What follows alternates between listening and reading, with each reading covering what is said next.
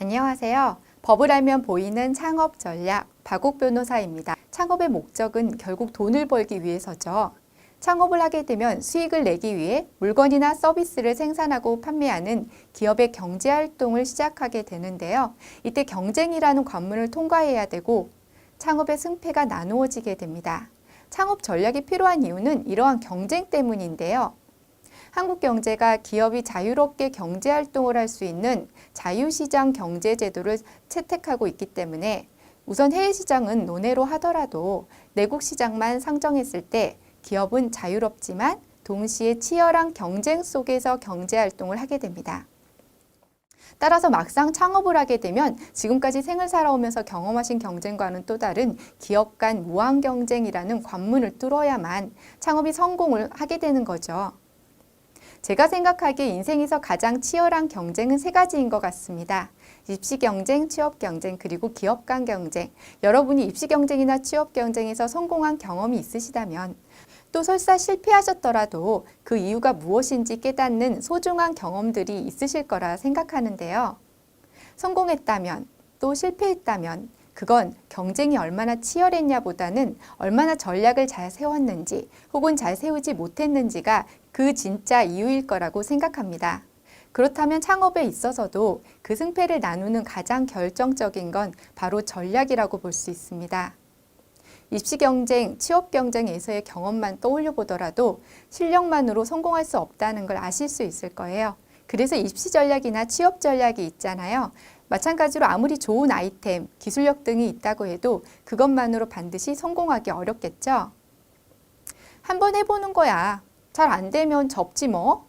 이런 식으로 승패를 운에 맡기기보단 저와 함께 창업 전략을 세우고 경쟁에서 우위에 설 수 있다면 처음부터 성공적인 창업을 준비하실 수 있겠죠? 여기 보시는 표는 업종별 중소기업 비중이고 중소벤처기업에서 제공하는 통계 자료입니다. 옆에 2018년 기준이라고 되어 있죠? 2018년 통계 자료에 대한 내용이 2년 후에 공개되는 걸로 운영이 되고 있습니다. 그럼 2020년 기준의 자료들은 2년 후인 2022년에 공개가 되겠죠? 여기 보시면은 이 숫자들이 어떤 의미를 가지고 있는지 해석을 좀 해야겠는데 99.9라는 숫자들이 보이시죠? 999.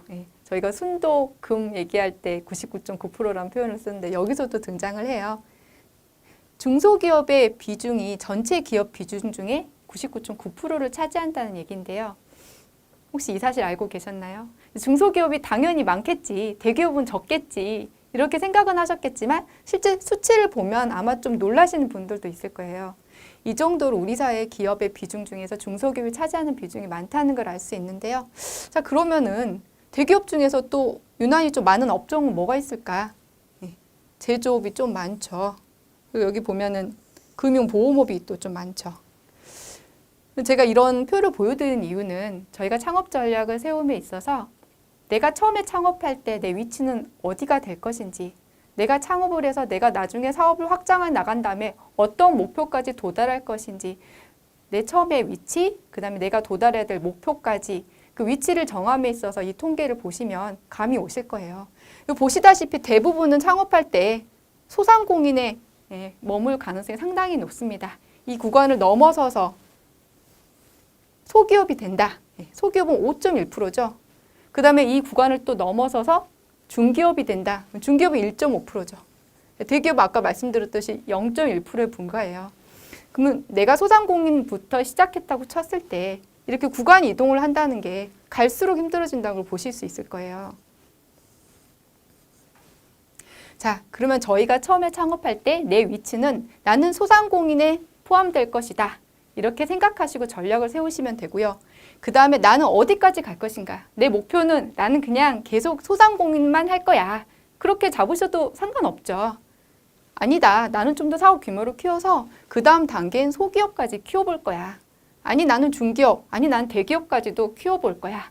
이렇게 목표를 정하실 수 있다는 거예요. 근데 보시다시피 구간을 이동하는 상당히 어렵고 대부분은 창업해서 사업을 마무리 지을 때까지 소상공인에 머물러 있을 가능성이 상당히 높습니다.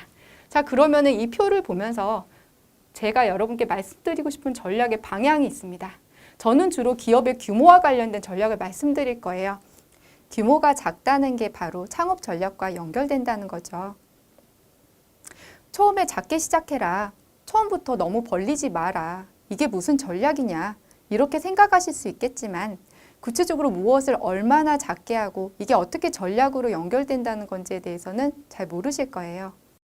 제가 주로 규모에 대한 전략을 알려드린다고 말씀드렸는데 이해를 돕기 위해 동화를 준비했습니다. 왼쪽에 보이는 토끼와 거북이는 다 아실 테고 물소와 달팽이 내용은 모르시는 분들도 있을 것 같아서 간단히 설명드리면 필리핀 전래동화이고요. 작고 느린 달팽이가 다른 친구 달팽이들의 도움을 받아 물소와의 경주에서 이긴다는 내용입니다. 토끼와 거북이에서 거북이가 경주에서 이길 수 있었던 이유는 토끼가 낮잠을 자고 방심을 했기 때문이죠. 하지만 물소와 달팽이 이야기에서 물소는 열심히 뛰어요. 그런데도 불구하고 경주에서 집니다. 그 이유는 달팽이가 전략을 세웠기 때문인데요. 달팽이는 너무 작아서 가까이 들여다보지 않으면 알아보기 어렵죠. 달팽이는 그 점을 이용해서 친구 달팽이들에게 경주 지점에 미리 가 있으라고 부탁을 합니다. 물소는 죽을 듯이 열심히 뛰었지만 지점에 이미 있는 달팽이를 보고 자기가 졌다고 생각하고 도망가는 이야기입니다. 제가 이 동화를 통해서 말씀드리고 싶은 거는 이처럼 비록 상대와 비교했을 때 경주에서 이기기 어려울 경우에 있어서도 전략을 세웠기 때문에 이길 수 있다는 건데요. 제 강좌를 통해서도 이렇게 규모가 작다는 부분을 오히려 전략으로 삼아서 창업에서 성공할 수 있다는 말씀을 드리려고 합니다.